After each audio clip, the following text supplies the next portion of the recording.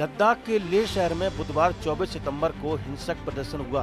नाराज प्रदर्शनकारियों ने पुलिस के साथ झड़प की, युवाओं ने अधिकारियों पर पथराव भी किया और एक पुलिस गाड़ी को जला दिया।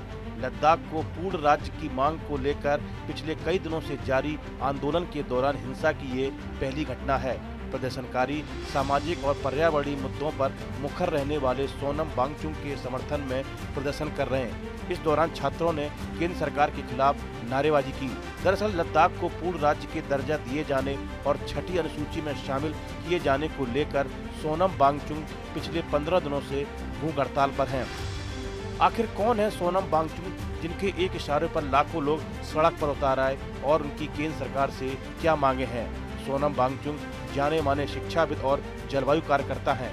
उनका जन्म 1 सितंबर 1966 को अलची लद्दाख में हुआ था।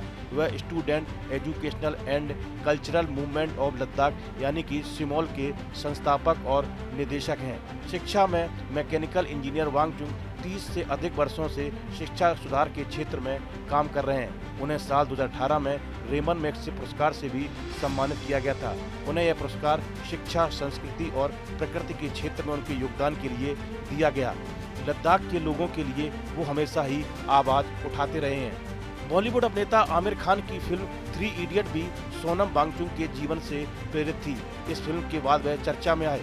NIT श्रीनगर से मैकेनिकल इंजीनियरिंग की पढ़ाई करने वाले सोनम वांगचुक शिक्षा में सुधार और लद्दाख तथा देश के विकास के लिए काम कर रहे हैं। वांगचुक ने कई आविष्कार किए हैं, जिसमें सोलर हीटेड मिलिट्री टेंट और आर्टिफिशियल ग्लेशियर आदि शामिल है। ऐसा कहा जाता है कि वांगचुक का 9 साल की उम्र तक किसी भी स्कूल में एडमिशन नहीं हुआ था, क्योंकि उनके गांव में कोई स्कूल ही नहीं था। ऐसे में उनकी मां ने ही उन्हें अपनी मातृभाषा में बेसिक शिक्षा दी। 9 वर्ष की उम्र में उनका श्रीनगर के एक स्कूल में दाखिला कराया गया, जहां उन्हें दूसरी भाषा समझने में परेशानी होती थी। ऐसे में लोग उन्हें मूर्ख समझने लगे। सोनम वांगचुक और उनके साथी लंबे समय से लद्दाख को अलग राज्य का दर्जा दिए जाने की मांग करते रहे। 2019 में जम्मू कश्मीर से अनुच्छेद 370 हटाने के बाद राज्य को 2 हिस्सों में बांट दिया गया था।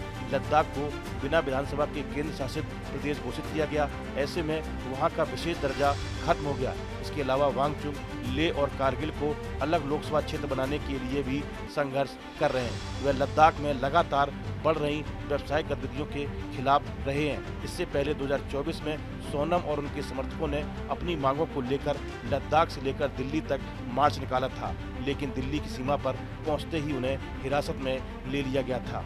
इसी क्रम में लेह में बुधवार को पूर्ण राज्य का दर्जा देने की मांग को लेकर छात्रों ने हिंसक प्रदर्शन किया।